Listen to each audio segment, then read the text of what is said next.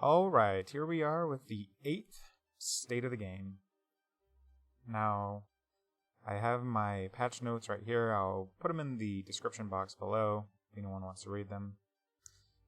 But I'm going to kind of show you visually everything that's kind of changed.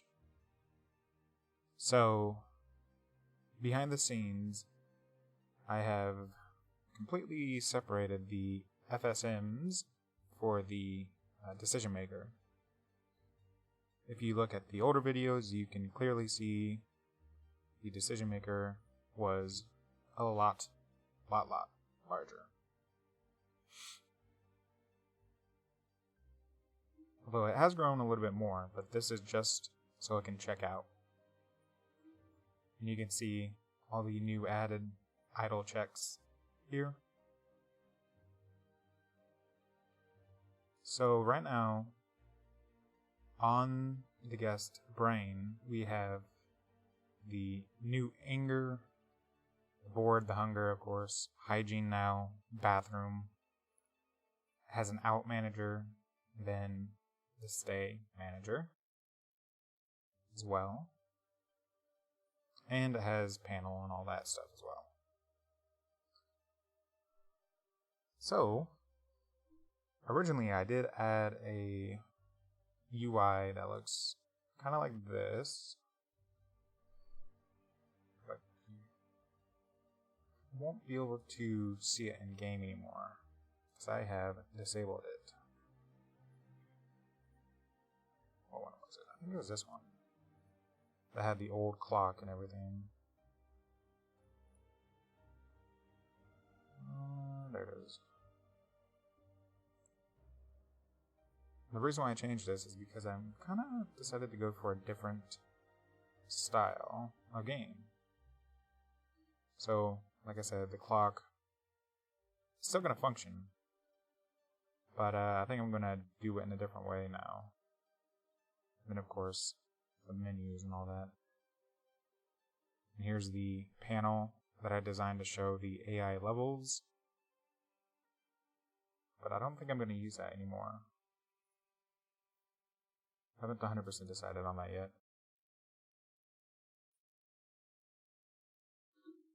What I have gone with is this style of camera.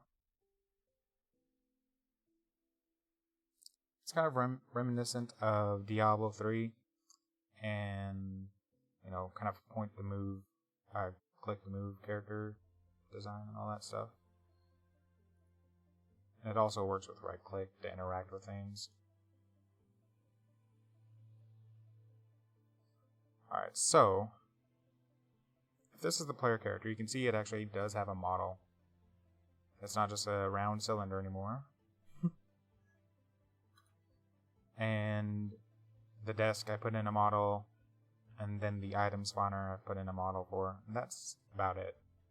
I have made the rooms to scale using kind of conversions of your average bed size, your average desk size, etc., etc. But if we go into, I'll show you some of the biggest feature I think I added was the buy menu. So right now I gotta hit B and I'll pull up this menu. Stats hasn't been wired up or anything like that, but the buy menu pulls up this, and right here I'd assume I'd put like maybe a description or a picture of the item that you're buying or whatever. Right now there's just one, and that is the vending stock item.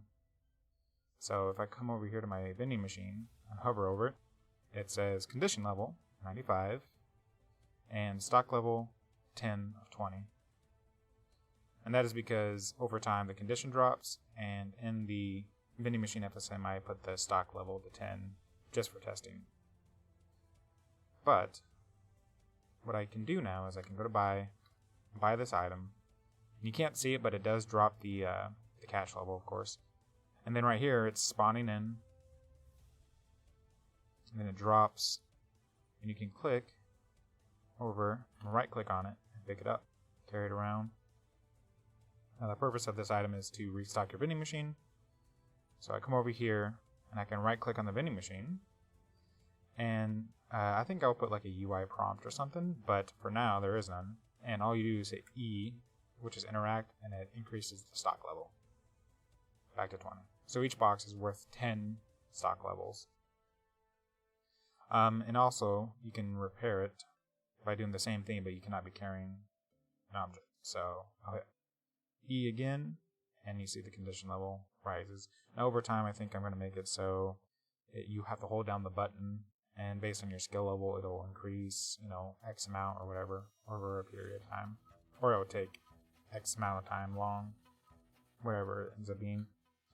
So I can come over here to my desk and right click on it, and my character will man it. The AI will see that it's manned, and then the AI should go to this room.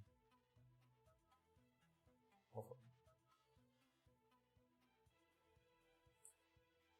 You can see now when you hover over the room, it shows the dirty level. The dirty level is increased whenever the AI goes to sleep, uses the bathroom, etc. And eventually, see, it went to 60. He must have took a shower. Well, no. I made it so a towel object would spawn whenever he took a shower, so... anyway. Whenever it gets to 100, the AI will go into a different state, and I think during that state, the AI should be getting mad or something. I'm not sure. But, you see, he's already brought it to 100. He probably, used the bathroom too many times or something. That's why... Oh, no, he's actually taking a shower. That's the, that red object right there. That spawned. Of course, it clips through the wall. But that is the towel. I think eventually you'll be able to, right-click on it or something and clean it, but until then, it's not been set up. Some of the other stuff I have done here, so the camera, I'm using WASD to move the camera around like this, but you can hit space, which locks it to the character. I know some people like that, or if you just need to find your character, but as soon as you hit WASD, you can move for free. Now, also, I have changed or made it so the AI, whenever he uses the bathroom, it will decrease or increase his need for hygiene, and vice versa for hygiene. Whenever he uses hygiene, it increases the dirty level of the room, and whenever he eats, it increases the bathroom level, etc., etc. Now, this is all happening in the background, so the player is never going to be able to see the levels and stuff. It's just, this is the AI simulating its life. And so right now, because the room is at 100 of 100 dirty level, the decision maker has gone into this state, which basically sets the bool to true, the am dirty bool, for his room, and then it tests every frame to see if it gets clean. I'll probably change that eventually, so whenever you clean it, it drops a level and then sets the bool to true, or the guest complains or whatever, gets more angry, etc. Alright. You can also see the go out feature, which is new. So what this does is, after the AI goes to sleep, or if he spawns in with a really low tired level, he'll have the option of choosing to go out. And this is kind of to simulate, maybe he's going to work, or maybe he is, on vacation, so he's going out to do whatever people do on vacations. And yeah, that's pretty much it.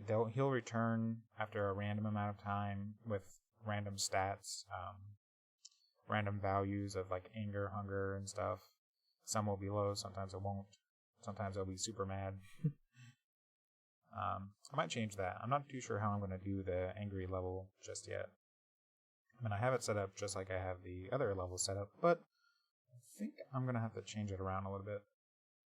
Because I think what I'm going to do is have every guest, whenever he checks out, the anger level is going to be averaged out, and then that will give the hotel like its star rating or whatever.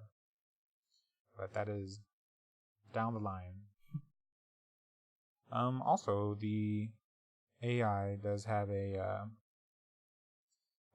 current cash level. So right here, he'll also return with random cash whenever he comes back.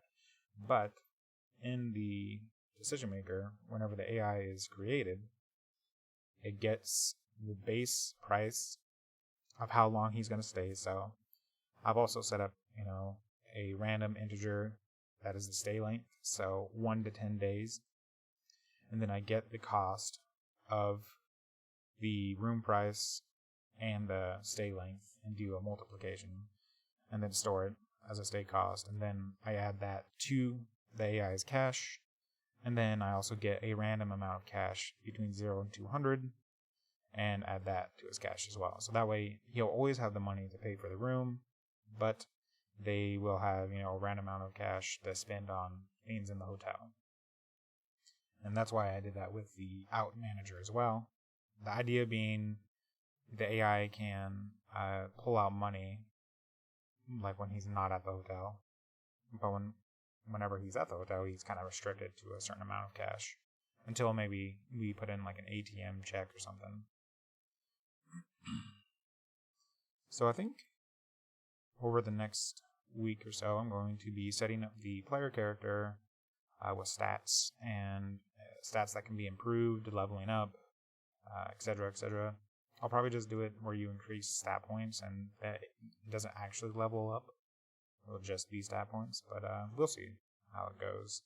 The design changes a lot, so who knows, next week I might completely design the camera and stuff again. But that is it. If anyone has any questions, let me know. I don't think I'm going to be doing tutorials on everything I've done, but if there's something specific, maybe I can take the time to show you how I do it. You just have to make a comment and I'll look at it and consider it. But thanks for watching.